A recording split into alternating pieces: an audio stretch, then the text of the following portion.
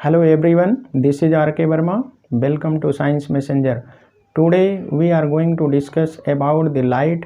It is very interesting chapter in which we will discuss about how the things are visible, reflection, laws of reflection, some conceptual problems which are asked in many competitive exams like NTSC and Science Olympiads, as well as types of reflection. So let us start our chapter light. Dear students, you know very well in your previous class 7 what is light. Light is a kind of energy which travels in the form of electromagnetic waves and perceived by our eyes.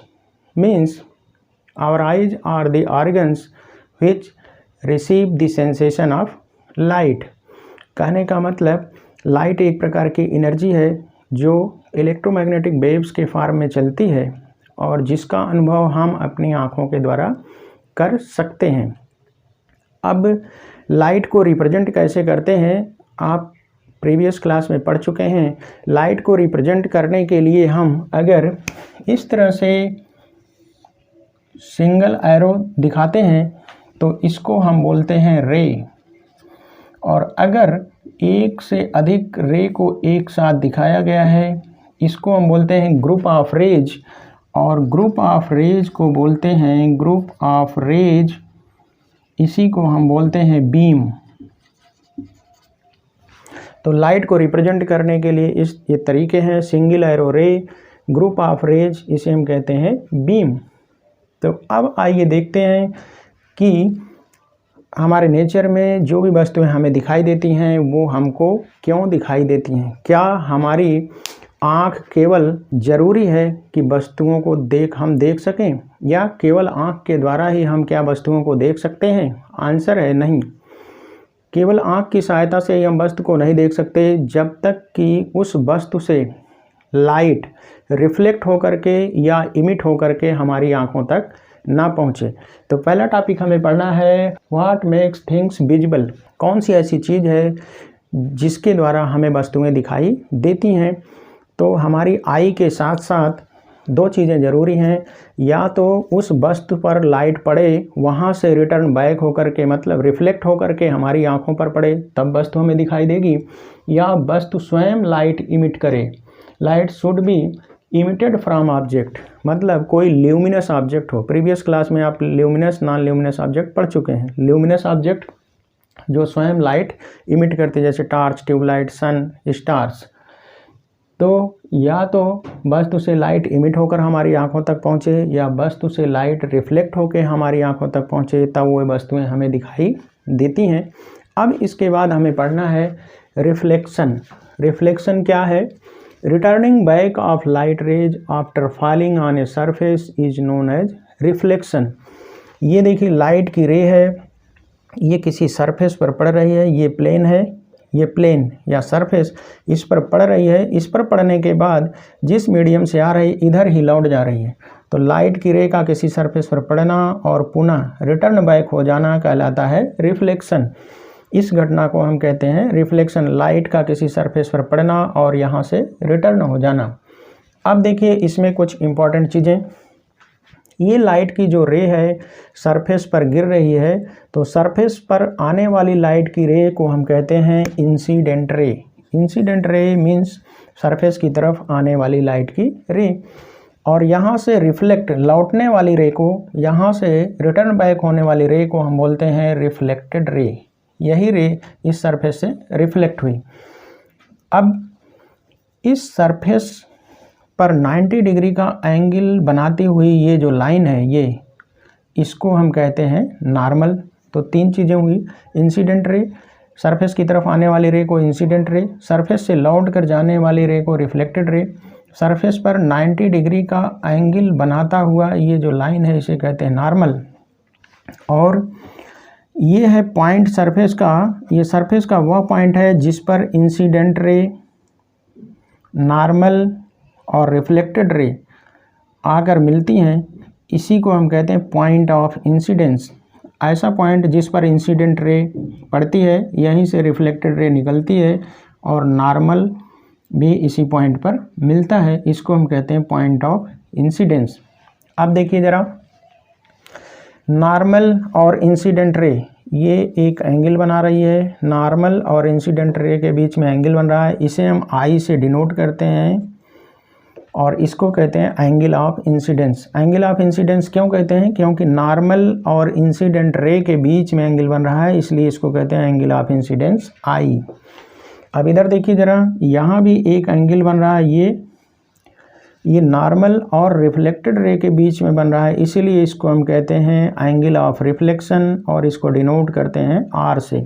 तो angle of reflection normal और reflected ray के बीच में बनने वाला angle, इसको denote करते हैं are से। ये था रिप्रेजेंटेशन ऑफ रिफ्लेक्शन। अब आगे हमें पढ़ना है लॉज ऑफ रिफ्लेक्शन। रिफ्लेक्शन के दो लॉज हैं, नंबर 1 एंड नंबर 2। तो रूल नंबर 1 या law number 1, angle of incidence I is always equal to the angle of reflection. Reflection कहीं पर भी होगा, ये एंगल आई हमेशा एंगल आर के बराबर होता है। ये एंगल आई एंगल आर के हमेशा बराबर होता है, कहीं पर भी रिफ्लेक्शन होता है तो पहला लॉ है angle I means angle of incidence is always equal to the angle of reflection. Law number 2, incident ray means ये रे, normal ये, and at the point of incidence ये, and reflected ray ये, all lie in the same plane. ये तीनों एक ही plane में होते हैं, इंसिडेंट रे, रिफ्लेक्टेड रे, नॉर्मल और पॉइंट ऑफ इंसिडेंस, ये एक ही प्लेन में होते हैं। प्लेन मीन्स तल। जैसे हमारा ब्लैक बोर्ड है, ये ब्लैक बोर्ड का एक प्लेन है, तो इसी प्लेन में इंसिडेंट रे इसी में आ रही है, यहीं पर सरफेस होगा, यहाँ पे आ रही, इस पे मिल रही पॉइंट ऑफ इंसिडेंस में, यहीं पर रिफ्लेक्ट हो रही, इसी पर नॉर्मल है। मतलब तीनों चारों चीज़ें, ये सारी चीज़ें इसी प्लेन में हैं। जैसे हमारे पास मान लीजिए कोई बुक है, ये बुक, इसको हम खोल लें इस तरह से, तो ये हमारी बुक का ये जो पेज है ये एक प्लेन हो गया, और ये हॉरिजॉन्टल जो पेज है ये हमारी बुक का दूसरा प्लेन हो गया। तो अब यहाँ पर इसी प्लेन में यहाँ हम कोई लाइन खींचें, जैसे यहाँ पर एक सरफेस बना दें ऐसे, और यहाँ पर इंसिडेंट रे लाएँ, point of incidence, normal, reflected ray, तो ये तीनों सब एक ही प्लेन में, इसी प्लेन में हैं, तो ये सब एक ही प्लेन में होते हैं। यही है law, second law of reflection. Incident ray, normal at the point of incidence, reflected ray, all lie in the same plane. Incident ray, reflected ray और नॉर्मल ये सब एक ही प्लेन में होते हैं। ये है सेकंड लॉ ऑफ रिफ्लेक्शन। अब हमने पढ़ लिए रिफ्लेक्शन, लॉज ऑफ रिफ्लेक्शन।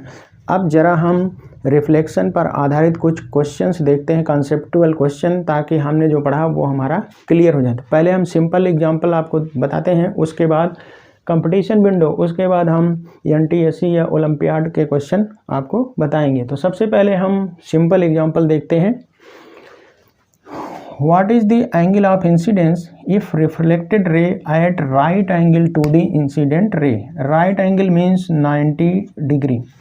तो कहने का मतलब कि ये मान लीजिए कोई प्लेन है, यहाँ पर इंसिडेंट रे आ रही है और ये रिफ्लेक्ट होके ऐसे जा रही है। तो कह रहा है reflected ray at right angle to the incident ray, इन दोनों के बीच का एंगल जो है ये 90 डिग्री है। ये है इंसिडेंट रे, ये है रिफ्लेक्टेड रे। तो इंसिडेंट रे और रिफ्लेक्टेड रे के बीच में 90 डिग्री का एंगल है, तो एंगल ऑफ इंसिडेंस पूछ रहा है। अब देखिए, जब ऐसी सिचुएशन कहीं पर आती है तो सबसे पहले हमें नॉर्मल ड्रा करना पड़ेगा। रिफ्लेक्शन के केस में नॉर्मल कहाँ हम ड्रा करेंगे? ये जिस सरफेस पर पड़ रही, ये जो सरफेस है ये, इस पर 90 डिग्री एंगल बनाती हुई लाइन, ये तो 90 डिग्री एंगल बनाती हुई लाइन खींच देंगे तो ये हो जाएगा हमारा नॉर्मल। अब नॉर्मल और इंसिडेंट रे के बीच में बनने वाला ये एंगल, ये आई, नॉर्मल और रिफ्लेक्टेड रे के बीच में बनने वाला एंगल ये आर। तो I plus R equal to 90 degree, क्योंकि इंसिडेंट रे और रिफ्लेक्टेड रे के बीच में दोनों एक दूसरे से परपेंडिकुलर हैं, राइट एंगल पर हैं। तो I plus R equal to 90 degree. लेकिन हमने पढ़ा laws of reflection, first law of reflection में angle I is always angle R. तो ये दोनों बराबर हैं, मीन्स आई आर के बराबर है। तो हम यहाँ लिख सकते हैं 2 एंगल आई इक्वल टू 90। तो angle I will be equal to 90 degree upon 2, ये हो जाएगा 45 डिग्री। अब अगर आपका कंसेप्ट क्लियर है तो वैसे भी आप जान सकते हैं इंसिडेंट रे और रिफ्लेक्टेड रे के बीच में जितना भी एंगल बनेगा वो हाफ हो जाएगा, और हाफ होकर के आई और आर दोनों आपस में बराबर होते हैं। यहाँ अगर ये इंसिडेंट रे और रिफ्लेक्टेड रे का था 60 डिग्री के एंगल पर है, तो ये आई और आर 30-30 हो जाता। यहाँ नॉर्मल हम ड्रा करते 30 इधर 30 इधर, तो 60 हो जाता। इस तरह से क्वेश्चन नंबर 2 देखिए, draw the reflected ray from mirror number 2। ये देखिए दो मिरर हैं, मिरर नंबर 1, मिरर नंबर 2। ये एक दूसरे के राइट एंगल पर है, 90 डिग्री पर इनको फिक्स कर दिया गया है, जोड़ दिया गया है। अब फर्स्ट मिरर पर 30 डिग्री का एंगल बनाती हुई इंसिडेंट रे आ रही है। अब कह रहा है ये रे रिफ्लेक्टेड रे बनाना है मिरर नंबर 2 से। तो हमें पता है लॉ ऑफ रिफ्लेक्शन से, देखिए ये हो गया एंगल आई 30, तो ये रिफ्लेक्ट होगी, तो यहाँ ये नॉर्मल है, तो नॉर्मल से 30 डिग्री का एंगल बनाती हुई ये रिफ्लेक्ट हो जाएगी, यहाँ पर जाएगी, मतलब ये 30 डिग्री का एंगल बनाती हुई जाएगी। अब मिरर नंबर 2 पर ये के लिए ये इंसिडेंट रे है, मिरर नंबर 2 के लिए हमें बनाना है रिफ्लेक्टेड रे फ्रॉम मिरर नंबर 2। तो ये इंसिडेंट रे हो गई। अब इस पर हमें खींचना है नॉर्मल। तो नॉर्मल खींचने के बाद जितना एंगल ये है आई, उतना ही एंगल बनाती हुई हमें ये रिफ्लेक्टेड रे खींच देना है। ये हो जाएगा इसके लिए R2, मतलब मिरर नंबर 2 के लिए। अब हमें आई की वैल्यू कैसे मिलेगी, अब हम इस पे आई की वैल्यू कैसे निकालेंगे। अब देखिए ज़रा यहाँ से, ये है नॉर्मल, ये है 30, ये पूरा है 90, तो ये 30, 90 माइनस 30, तो ये हमारा हो गया 60 डिग्री। ये 60 हो गया, ये 90 ऑलरेडी है, तो 90 प्लस 60 इक्वल टू 150 डिग्री। और हम जानते हैं किसी भी ट्रायंगल के तीनों एंगल का सम 180 होता है, तो ये और ये 150 हो गया, तो ये एंगल हो जाएगा कितना, 30 डिग्री। अब ये 30 हो गया, तो ये नॉर्मल यहाँ फिर है, तो यहाँ से यहाँ तक 90, 30 ये, तो आई हो जाएगा हमारा 60 डिग्री। आई जब 60 हो गया तो R2 भी हो जाएगा 60 डिग्री। तो यही दिखाना है कि रिफ्लेक्टेड रे यहाँ पर नॉर्मल से 60 डिग्री एंगल बनाते हुए निकलेगी। या ऐसा भी पूछ सकता है कि ये रिफ्लेक्टेड रे जो है मिरर नंबर 2 से कितने डिग्री का एंगल बनाती हुई निकलेगी, मतलब ये एंगल, तो ये पूरा यहाँ से, ये देखिए नॉर्मल है, ये पूरा यहाँ से यहाँ तक है 90, ये 60, तो ये हो जाएगा 30 डिग्री। इस तरह से हम इसके न्यूमेरिकल सॉल्व कर लेते हैं। ये थे सिंपल प्रॉब्लम। अब ज़रा हम देखते हैं कंपटीशन विंडो के प्रॉब्लम जो कि NTSC और साइंस ओलंपियाड में पूछे जाते हैं। तो ये देखिए ज़रा, ये क्वेश्चन बहुत इंपॉर्टेंट है, इसको हम सॉल्व करने का प्रयास करते हैं। ये क्वेश्चन देखिए, 2 plane mirrors M1 and M2 are inclined at an angle theta, एक दूसरे से थीटा एंगल पर सेट कर दिए गए हैं। ये रे ऑफ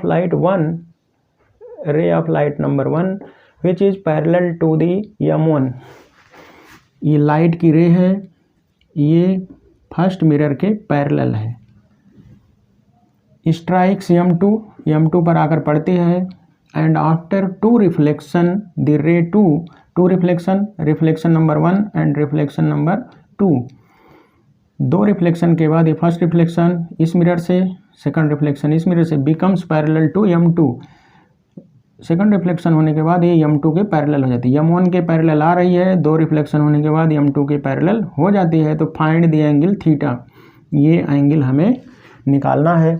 अब इसको हम कैसे निकालेंगे, अब यहाँ से देखिए, ये और ये पैरेलल है, ये और ये पैरेलल हो गई। अब इसको देखिए, ये लाइन काट रही है, इस लाइन को हम थोड़ा सा इधर आगे बढ़ाएंगे तो ये देखिए ये पैरेलल और इसको ये इंटरसेक्ट कर रही है। इस लाइन को हम कहते हैं ट्रांसवर्सल। और जब ये ट्रांसवर्सल लाइन इन दो पैरेलल लाइन को कट करेगी तो ये और ये एंगल ये देखिए हैं करेस्पॉन्डिंग एंगल। तो करेस्पॉन्डिंग एंगल बराबर होते हैं तो ये भी हो जाएगा थीटा। अब अगर ये थीटा हो गया तो ये भी होगा थीटा। क्यों? क्योंकि देखिए इस पर हम नॉर्मल ड्रा करेंगे, इस पर नॉर्मल ड्रा करेंगे तो ये आई और ये आर ये बराबर होगा। तो जब ये बराबर होगा तो इसके इधर और इसके इधर वाले एंगल भी बराबर होंगे। तो ये करेस्पॉन्डिंग एंगल इसका ये और वही उतना ये होगा। तो ये थीटा हो गया, ये थीटा हो गया। अब देखिए ज़रा, अब ये लाइन यहाँ से ये लाइट की रे सेकंड मिरर से रिफ्लेक्ट होके इधर जा रही, तो इसके पैरेलल हो जा रही है। अब ये पैरेलल अब इसको इंटरसेक्ट कर रही है ये लाइन, ये मिरर वाली लाइन। ये पैरेलल इसको इंटरसेक्ट कर रही है ये लाइन, ये मान लीजिए हम इसको बढ़ा दें तो ये पैरेलल इसको इंटरसेक्ट कर रही है। तो इसके लिए ये और ये एंगल करेस्पॉन्डिंग एंगल होगा तो ये हो जाएगा थीटा। जब ये थीटा हो गया तो ये भी हो जाएगा थीटा, क्योंकि यहाँ पर नॉर्मल ड्रा करेंगे तो ये हो जाएगा आई, ये हो जाएगा आर, आई आर बराबर। तो इधर भी ये एंगल और ये एंगल बराबर होंगे तो ये थीटा तो ये भी थीटा। अब देखिए ट्रायंगल के अंदर तीनों एंगल थीटा हो गए, थीटा थीटा थीटा। तो theta plus theta equal to 180 degree. किसी भी ट्रायंगल ए बी सी, किसी भी ट्रायंगल के तीनों एंगल का सम 180 होता है। तो 3 थीटा इक्वल टू 180 डिग्री, इसलिए theta will be equal to 60 degree. 180/3 60 degree. तो इस तरह से हम इसको सॉल्व कर लेते हैं। अब हम देखेंगे टाइप्स ऑफ रिफ्लेक्शन। तो रिफ्लेक्शन दो तरह का होता है। Number 1 regular reflection, number 2 diffused और इर्रेगुलर। तो first regular reflection. Regular reflection क्या है? Reflection in which parallel incident light rays after reflection becomes parallel is called as regular reflection. Reflection from smooth surfaces। देखिए यहाँ पर parallel incident raise पड़ रही हैं, इंसिडेंट रेज ये सभी की सभी देखिए पैरेलल हैं और रिफ्लेक्शन के बाद इस सरफेस से रिफ्लेक्ट होने के बाद ये सब आपस में पैरेलल हैं। तो ऐसा रिफ्लेक्शन जिसमें पैरेलल इंसिडेंट रेज किसी सरफेस पर स्ट्राइक करें और रिफ्लेक्शन के बाद सारी की सारी रिफ्लेक्टेड रेज जो हैं वो पैरेलल हों, रिफ्लेक्टेड रेज ये भी पैरेलल हों, तो ऐसे रिफ्लेक्शन को हम कहते हैं रेगुलर रिफ्लेक्शन। और ये होता है इन जनरल स्मूथ सरफेसेस से। जितने भी स्मूथ सरफेस हैं, चिकनी फर्श है, ग्लास की प्लेट है, या रोड पे आयल गिर जाए या रोड पे पानी की लेयर हो जाए तो वो बन जाएगा स्मूथ सरफेस। तो स्मूथ सरफेस से जितने भी रिफ्लेक्शन होते हैं सब होते हैं रेगुलर रिफ्लेक्शन। नंबर 2 डिफ्यूज्ड और इर्रेगुलर रिफ्लेक्शन। ऐसा रिफ्लेक्शन जिसमें पैरेलल लाइट की इंसिडेंट रेज किसी सरफेस पर पड़े। देखिए ये पैरेलल, इसके पैरेलल, ये पैरेलल, ये पैरेलल इंसिडेंट लाइट की रेज आ रही हैं, लेकिन ये सरफेस स्मूथ नहीं है, रफ है। इसको हम कहते हैं जिग जैग सरफेस या रफ सरफेस। इस पर पड़ने के बाद देखिए ये यहाँ जा रही, ये यहाँ जा रही, यहाँ, ये यहाँ, ये यहाँ। तो रिफ्लेक्टेड रेज पैरेलल नहीं है। इंसिडेंट रेज तो पैरेलल हैं लेकिन रिफ्लेक्टेड रेज पैरेलल नहीं है। तो ऐसा रिफ्लेक्शन जिसमें पैरेलल इंसिडेंट रेज किसी सरफेस पर पड़े और रिफ्लेक्ट होने के बाद वो पैरेलल ना हो तो उसे हम कहते हैं डिफ्यूज और इर्रेगुलर रिफ्लेक्शन। ऐसा रिफ्लेक्शन होता है रफ सरफेसेस से या जिग जैग सरफेस से। तो रफ सरफेस से होने वाला रिफ्लेक्शन जो है वो इर्रेगुलर या डिफ्यूज्ड। अब जरा हम कंपटीशन विंडो में देख लेते हैं कि इस पर बेस्ड कॉम्पिटिटिव एग्जाम में कैसे क्वेश्चन पूछा जाता है। Laws of reflection are always followed by both the reflections. Reflection regular हो या इर्रेगुलर हो, लॉज ऑफ रिफ्लेक्शन हमेशा फॉलो होता है। मतलब यहाँ पर अगर हम नॉर्मल ड्रा करेंगे तो एंगल आई हमेशा एंगल आर के बराबर होगा। यहाँ पर भी अगर हम नॉर्मल ड्रा करेंगे तो एंगल आई एंगल आर के हमेशा बराबर होगा। और ये इंसिडेंट रे, रिफ्लेक्टेड रे और नॉर्मल तीनों एक ही प्लेन में होंगे, यहाँ भी।